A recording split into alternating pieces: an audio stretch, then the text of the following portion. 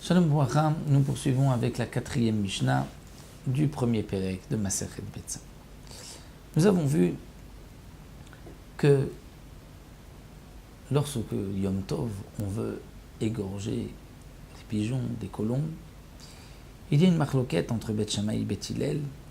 Est-ce qu'il faut à l'avance les toucher avant Yom Tov? Il faut les porter, voir s'ils sont bien beaux, ou s'il est suffisant de les regarder et de les préparer avec les yeux, de dire tiens, je prendrai tel et tel oiseau.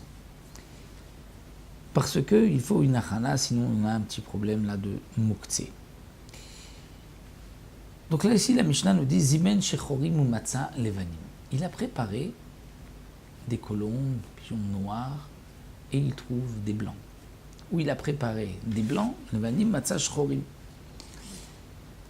Ou deux, shnaim ou matzah shloshim, a trouvé trois, asurim. Ils sont tous interdits. Pourquoi? Parce que ce n'est pas des pigeons qu'il a préparés.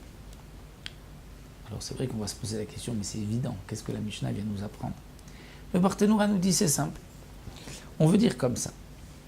Il a préparé en vérité des noirs et des blancs.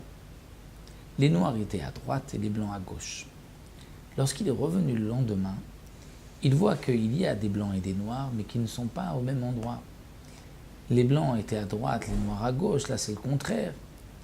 Donc, est-ce que on va se dire, tiens, les oiseaux ont juste changé de place, et donc ce sont les noirs et les blancs qu'il avait préparés la veille, ou bien non, on va dire que ceux qui étaient là sont partis, et que ce sont des nouveaux qu'il n'avait pas préparés, qu'il ne peut pas égorger. Ça c'est le chidouche de la Mishnah. Asurim, ils sont interdits.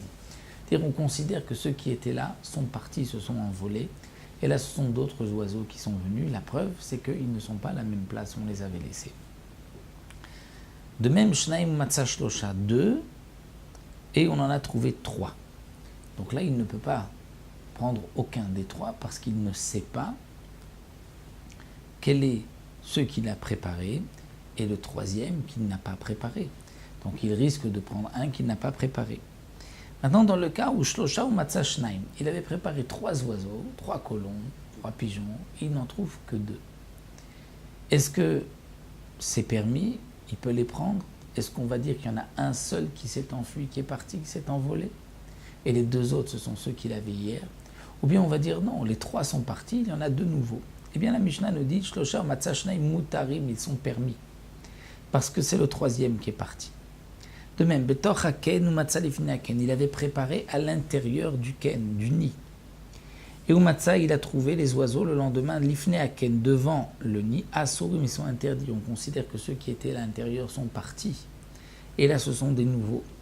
Ve'im sham elahem arilu mutarim. S'il n'y a pas aux alentours d'autres oiseaux, d'autres colombes, alors ils sont permis parce qu'on est sûr que ce sont eux et qu'il n'y en a pas d'autres. Alors le Barthénoura nous dit, même s'il y a un autre pigeonnier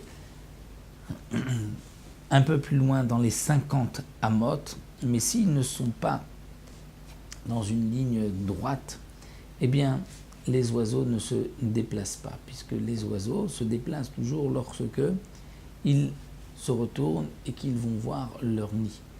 Donc même des petits oisillons, mais ils se retournent, ils voient leur nid, ils continuent jusqu'à 50 amot. Donc là, nous dit la Mishnah, s'il n'y a pas d'autres oiseaux dans les 50 amot, où il y en a un autre pigeonnier dans les 50 amot, mais il est dans un autre angle, il n'est pas en ligne droite, alors Haril ou Mutarim sont permis parce qu'on est sûr que ce sont ceux qu'il avait préparés la veille et qui sont juste sortis du nid, et ce ne sont pas 2 autres qui sont venus.